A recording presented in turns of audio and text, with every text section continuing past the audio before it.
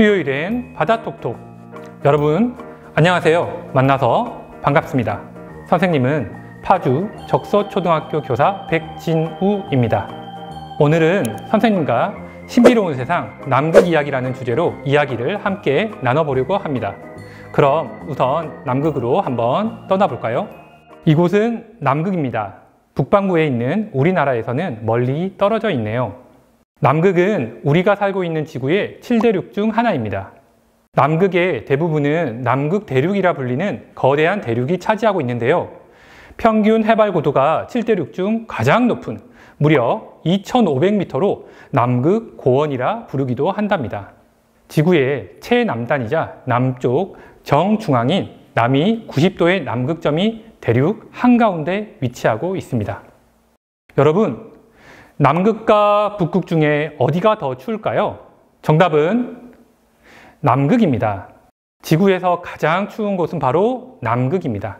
평균 기온을 비교해보면 북극보다 남극이 약 20도 정도 더 춥다고 합니다. 1983년 남극의 보스토크 기지에서 영하 89.2도로 관측되었다는데요. 이는 지구상 역대 최저 기온으로 기네스북에 기록되었다고 하네요. 북극은 땅이 아닌 바다인데다 북극 주변은 대륙과 섬이 많아 주변이 대양으로 둘러싸여 겨울이 추운 공기가 완전히 봉쇄된 남극이 온도가 더 낮다고 합니다. 그래서 남극과 달리 북극 주변에는 에스키모나 이누이트족 같은 사람이 거주한다고 하네요. 지구상에서 가장 추운 남극 대륙의 전체 면적 가운데 98%가 평균 두께의 2km의 빙산과 빙하로 덮여 있습니다. 나머지 바다 부분도 대부분은 겨울에 해빙에 덮이고 일부 지역은 빙상이 쏟아져 나와 만들어진 빙붕이 넓은 면적을 차지하고 있습니다. 남극 대륙의 면적은 미국의 약 1.4배 수준이고 한반도의 약 60배라고 합니다. 남극보다 넓은 땅덩이를 가진 나라는 전 세계에서 러시아밖에 없습니다. 다만 현재의 해수면 위까지 솟아있는 땅은 비교적 적은 면적인데요. 땅 위로 덮인 두꺼운 얼음이 대륙을 누르고 있어 대륙 전체가 가라앉아 있기 때문입니다. 어쨌든 지구 전체 육지 면적의 약 10%에 달할 정도로 광활하며 지구 담수의 약 90%가 남극의 얼음 형태로 보존되어 있습니다. 전문가들은 만일 기상이변 등으로 이 얼음이 모두 녹는다면 지구 해수면이 약 60에서 80m 정도 상승할 것이라고 예상한답니다. 남극은 사막이다? 남극은 세계에서 가장 넓은 사막이라고 합니다. 강수량이 비교적 많은 남극 해안 지역에서도 연평균 강수량이 200mm에 불과해서 연평균 강수량 250mm 이하에 해당하는 사막 기후의 조건에 부합하기 때문입니다. 물론 사막인가 아닌가를 볼 때 강수량뿐만 아니라 액체 상태의 물의 양도 보는데요. 남극은 대륙 거의 전체가 얼음으로 뒤덮여 있기 때문에 사막으로 볼 수도 있다고 하네요. 북극의 경우에는 똑같이 얼음 덩어리이고 강수량도 적지만 북극은 사막이 아닙니다. 북극은 얼음 밑이 바다이기 때문입니다. 드라이밸리라고 불리는 지역은 남극임에도 불구하고 얼음으로 덮여 있지 않은 곳도 있다고 합니다. 나사에서는 이곳이 화성의 지형과 비슷하다고 화성 탐사 예행 연습을 이곳에서 하기도 했다고 합니다.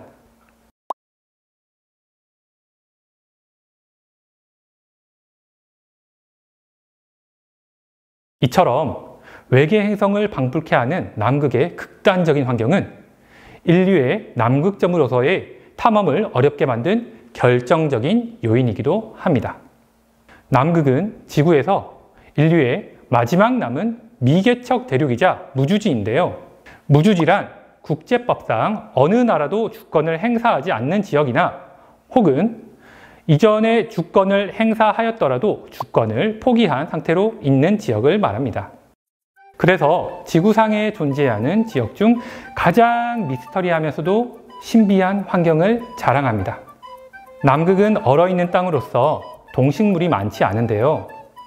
어떤 생물들이 서식하고 있을까요? 짜잔! 바로 남극의 신사, 펭귄입니다. 남극에 서식하는 동물 중 펭귄이 가장 잘 알려져 있습니다. 펭귄은 나을 수 없는 동물이죠. 전 세계적으로 확인된 펭귄은 모두 18종인데요. 남극에는 젠투 펭귄, 황제 펭귄, 아델리 펭귄 등 7종의 펭귄이 서식하고 있다고 합니다. 펭귄은 물속에서는 빠르게 헤엄치면서 동물 플랑크톤인 남극 크릴을 잡아먹고 삽니다. 남극에 있는 새 중 약 90%가 펭귄이라고 합니다. 이렇게 남극에 펭귄이 많은 이유는 펭귄의 두꺼운 지방층과 털로 혹독한 추위를 이겨내기 때문입니다. 펭귄의 체온은 사람의 체온보다 높다는 사실을 알고 계신가요? 펭귄의 체온은 섭씨 38도 정도입니다. 아주 흥미로운 부분은 펭귄의 지방층과 털의 보온 작용이 지나치게 뛰어나서 펭귄들이 더위를 탄다고 합니다. 지구상에서 가장 추운 남극에서 더위를 탄다니 웃긴 일이죠? 그래서 펭귄들은 가끔 양 날개를 휘저으며 자기 몸의 열을 밖으로 내보낸다고 합니다. 대부분의 펭귄은 남극의 따뜻한 곳에서 알을 낳고 새끼들이 먹이를 잡을 수 있을 때까지 땅에서 키운다고 합니다. 그런데 여러분이 알고 있는 황제 펭귄은 혹독한 추위가 아무리 몰아쳐도 그 차가운 빙원에서 추위를 견디며 알을 부화시킨다고 하네요. 다음은 개잡이 물범입니다. 개잡이 물범은 남극에서 가장 많이 발견되는 물범인데요. 옛날 사람들은 크릴을 개의 새끼로 봤는데 남극 크릴을 많이 잡아먹는 것이 바로 그 물범이었기 때문에 개잡이 물범이라고 이름을 붙였다 합니다. 남극의 해변 가까이에서 물개류와 물범류를 쉽게 볼 수 있다고 하는데요. 이들의 모습과 습성이 비슷해서 물개류로 통칭해서 부른다고 합니다. 육상에서 발견했을 때 앞발을 이용해서 상반신을 지탱하는 것은 물개, 일어나지 못한 채 꿈틀거리며 기어다니는 것은 물범이라고 합니다. 물개는 귀에 깃바퀴가 있고 물속에서 노처럼 생긴 앞발로 수영하지만 물범은 물개와 달리 깃바퀴가 없고 헤엄을 칠 때에도 뒷발을 옆으로 강하게 움직이면서 앞으로 나아가는 특징을 보인다고 합니다. 다만 번식 활동은 육상에서 하기 때문에 육상 생활에 편리하도록 손발이 변형되어 있다고 합니다. 물개류 역시 두꺼운 지방층으로 체온을 유지합니다. 개잡이 물범 이외에도 외델 물범, 표범 물범, 코끼리 물범 등이 살고 있습니다. 다음은 남극 크릴입니다. 남극해에는 현미경으로만 볼 수 있는 작은 플랑크톤부터 남극의 계절적 방문객인 거대한 고래류까지 다양한 생물들이 서식하는데요. 식물 플랑크톤은 태양빛을 이용하여 강합성을 함으로써 유기물을 생산해서 동물 플랑크톤의 먹이가 되고 그 동물 플랑크톤은 다시 어류, 펭귄류, 물개류의 먹이가 되어 생태계의 순환을 이룬다고 합니다. 먹이 피라미드, 먹이 그물 들어보셨나요? 이처럼 남극의 해양 생태계 안에서도 생물들끼리 먹고 먹히는 관계가 형성되어 있습니다. 그림에서 알 수 있듯이 보통 잡아먹히는 작은 먹이 생물의 수가 포식자 생물의 수보다 많고 그로 인해 먹이 피라미드에서는 힘센 동물로 올라갈수록 그 생물의 개체수가 줄어드는 특징을 보입니다. 또 남극에는 범고래 외 대구 등의 한랭 해역 어류가 서식하고 있고 확인된 고유 생물종만도 1000종이 넘는다고 하는데요. 남극 해구, 빈슨 산맥, 보스토크호의 얼음 아래는 아직도 아무런 조사도 이루어지지 않았다고 하니 실제로 서식하는 동물종은 이보다 더욱 많을 것이라고 추정됩니다. 생각보다 많은 생물들이 서식하고 있죠. 그리고 극한 환경이지만 동물 이외에도 여러 종류의 식물이 스스로 살아간다고 합니다. 2종의 속시식물, 100여 종의 이끼류, 선태식물, 그리고 강합성을 하는 지유류 350여 종이 자생하고 있습니다. 여러분, 학교에서 우산잇기와 소리끼를 배운 것을 기억하나요? 남극의 극한 환경에서 가장 잘 적응하는 식물은 이끼류와 지유류처럼 간단한 구조를 가진 식물종입니다. 낮은 기온 탓에 성장이 매우 느리지만 그래도 여름이 되면 이끼류와 지류가 남극의 황량한 바위와 흙을 덮어 계절의 변화를 느낄 수 있다고 합니다. 이끼류가 가장 많은 곳은 펭귄 서식처 부근인데요. 펭귄의 배설물이 이들 이끼류가 자라는 데 좋은 비료가 되어주기 때문입니다. 이렇게 극한 상황이지만 다양한 동식물들이 남극에서 살아가고 있답니다. 하지만 남극의 생태계는 작은 외부의 자극에 의해서도 쉽게 파괴될 가능성이 큰데, 이는 남극 지역의 생물들이 열악한 자연적 환경 때문에 다른 지역의 생물들에 비해서 번식력이 제한적일 뿐 아니라 대부분의 남극 해양 생물들이 크릴을 주식으로 하고 있기 때문입니다. 또한 남극 지방은 사하라 사막보다도 연 강수량이 적은 곳이어서 낮은 기온과 함께 물질의 자연적인 순환이 매우 느리게 이루어지고 있어 자연 환경이 한번 파괴되면 원상 회복에 많은 시간이 필요합니다. 그래서 남극에 존재하는 생물 자원을 보존하기 위해 국제사회는 1981년 남극 해양 생물자원 보존위원회를 설립했는데요. 위원회는 어류, 크릴새우 등에 관한 총 허용 어획량을 회원국에 배분하는 역할을 합니다. 미국, 영국, 독일, 노르웨이 등이 참여하고 있으며 대한민국은 1985년 4월 28일 가입을 했다고 합니다. 자, 이제 우리 세종과학기지와 장보고 과학기지로 한번 떠나볼까요? 남극은 멀고 혹독한 자연환경 때문에 지구상에서 오염이 가장 적은 곳입니다. 대기학, 기상학, 지질학, 지구물리학, 그리고 생물학 등 모든 과학 분야의 천연 실험장이라고 할 수 있습니다. 오늘날 세계는 남극을 최대한 오염시키지 않고 연구 목적으로만 사용하는 약속을 1990년도에 합의했는데요. 남극에서는 환경오염에 매우 민감하기 때문에 야외에 나가서 쓰레기나 장비는 물론 대소변에 침 뱉은 것까지 모두 가지고 돌아와야 한다고 합니다. 야외에서 침이라도 한번 뱉었다가는 오염 발생으로 간주하며 그것이 노출된 흙을 통째로 드러내야 한다고 합니다. 인류가 더럽히지 않은 곳이자 절대 더 더러워지지 말아야 할 곳으로 여겨지며 오염 및 인위적인 변화에 대해 극도로 조심하고 있습니다. 우리나라는 1988년 2월 17일 서남극의 킹 조지 섬에 상주과학기지인 세종기지를 건설함으로써 본격적인 남극 연구를 시작했습니다.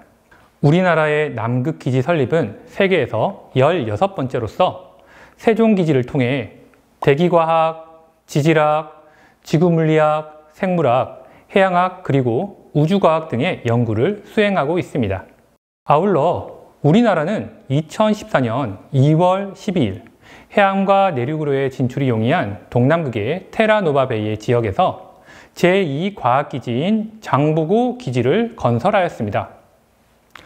이로써 우리나라는 남극에 2개의 상설기지를 보유한 10번째 국가이자 남극 연구 핵심 국가가 되었으며 고층 대기, 빙하, 운석 및 남극 대륙과 대륙붕 지역에 대한 지질 조사 등 다양한 극지 기초 연구를 통해 세계의 기후변화 대응 등 남극 과학 연구에 참여해 오고 있습니다. 현재 남극에는 총 29개의 국가들이 연구기지를 설치하여 남극 연구 활동을 수행하고 있습니다. 남극이 사실상 서로 가질 수 없는 영토이기 때문에 과학 연구를 위한 기지를 짓는 방향으로 전환되었고, 이에 따라 여러 국가가 연구와 이를 뒷받침하는 기초 설비를 마련하는 목적의 기지를 남극에 세웠으며 대부분은 보급이 편리한 해안가를 따라 위치해 있다고 합니다.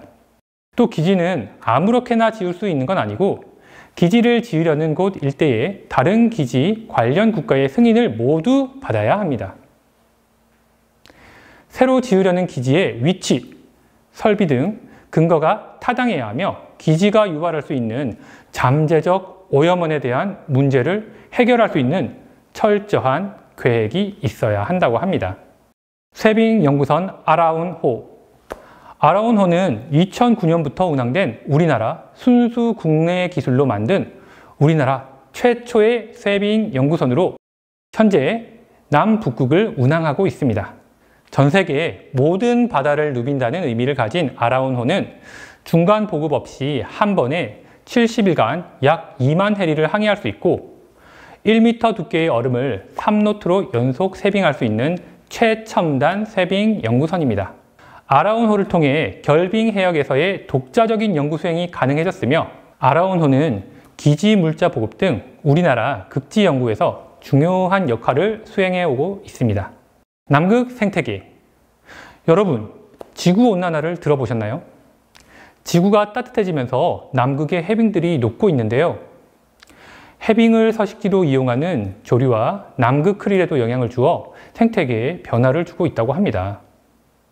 앞에서 말했듯이 크릴은 남극에서 중요한 존재입니다.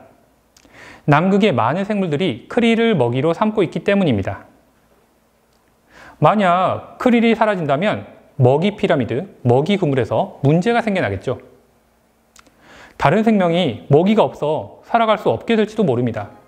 이렇게 생태계가 변화되면 예전의 상태로 되돌아올 수 있는 것인지 아니면 이미 진행된 변화가 너무 커서 전혀 새로운 방향으로 생태계가 만들어질지는 아무도 모릅니다.